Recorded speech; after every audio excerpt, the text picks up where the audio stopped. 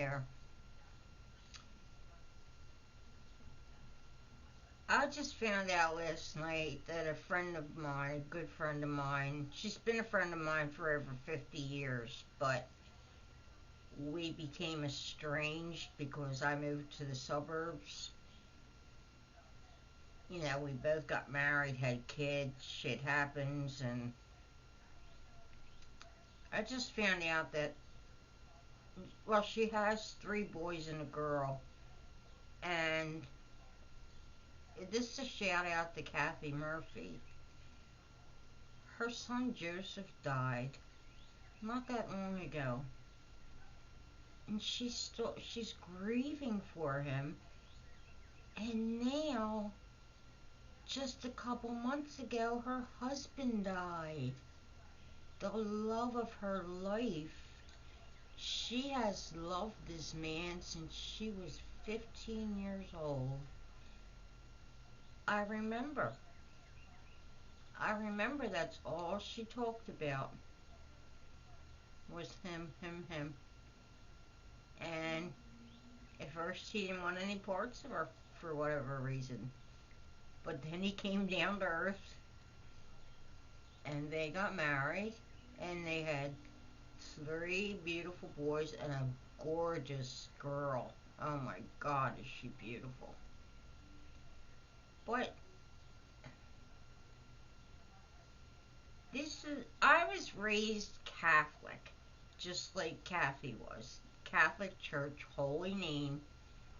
Went to school there for a bit till the nuns whacked the shit out of my left hand for being left-handed and told me I was a sign of the devil and all this crazy shit and scarred my knuckles. So my mother pulled me out of there and put me in public school. But I was raised Catholic. I was also raised Protestant. Now this can fuck up a kid's head. You know, you go to Mass on Sunday and then you have to run to Sunday school right afterwards. Which tells you the totally different thing that Mass just did. But what I don't get is, why does this shit happen to good people? Kathy is one of the sweetest people I know. She's great. She's I can't say enough good about her. She raised her kids so well. Great kids. They turned out great. She did everything right. She had four kids, and you know, four kids is a lot to handle. And one of them has to die. Then her husband dies. Not back to back, but almost. Why does this have to happen? This is why I'm a fucking atheist. If there was a fucking God, he wouldn't let something like that happen. Let this happen to some fucking doper or a drug dealer. Why does it have to happen to her? I don't get it.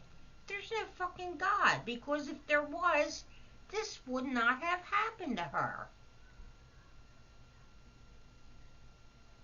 This is my opinion, and I'm entitled to it.